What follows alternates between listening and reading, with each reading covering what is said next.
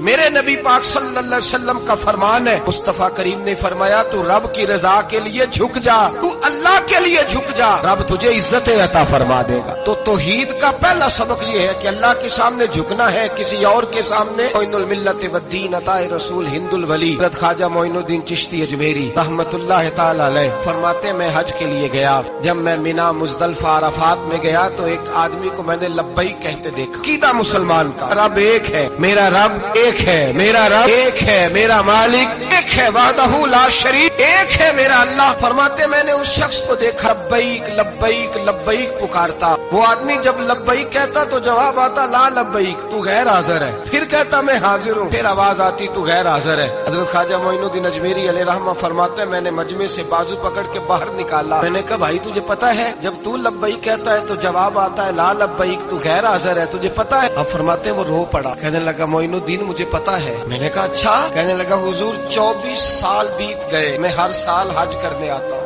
یہ میرا 24واں حج ہے، اور ہر سال آ کے کہتا ہوں لبیک لبیک، میں مصطفیٰ کریم کا وسیلہ لیے حاضر ہوں، لبیک لبیک۔ یہ بے نیاز ہے، ہر سال مجھے کہتا ہے لا لبیک، تو غیر حاضر ہے، ہر سال کہتا ہے۔ خواجہ صاحب فرماتے ہیں اس کی بات سنی تو میرے وجود کے رونگٹے کھڑے ہو گئے۔ میں نے کہا پھر تو ہر سال آ جاتا ہے، ہر سال ہی آ جاتا ہے، 24 سال ہو گئے ہر سال۔ فرماتے اس نے توحید بیان کی تو میری چیخیں نکل گئیں، میدان عرفات میں کھڑے ہو کس نے توحید کا اعلان کیا تو میرا وجود تڑپنے لگا، آہیں اور سسکیاں نکلنے لگیں۔ کہنے لگا معین الدین ایک ہی تو رب ہے، یہاں نہ ہوں تو کہاں جاؤں، تو کوئی اور رب بتا دے میں وہاں چلا جاتا ہوں، اب ہے ہی ایک، کہیں اس کے دروازے پہ رکھے تب بھی ٹھیک ہے، نہ رکھے بھی اس کی بے نیازی ہے یہی، کہاں جاؤں، اس کے دروازے پہ جھکوں، یہی میرا مالک، یہی میرا خالق، یہی میرا رازق۔ خواجہ صاحب فرماتے میں وہاں کھڑا تھا، عاطف غیب سے آواز آئی معین الدین تو پیچھے ہٹ جا، یہ میرا اور میرے بندے کا معاملہ ہے، تو اس کے بیچ نہ آ،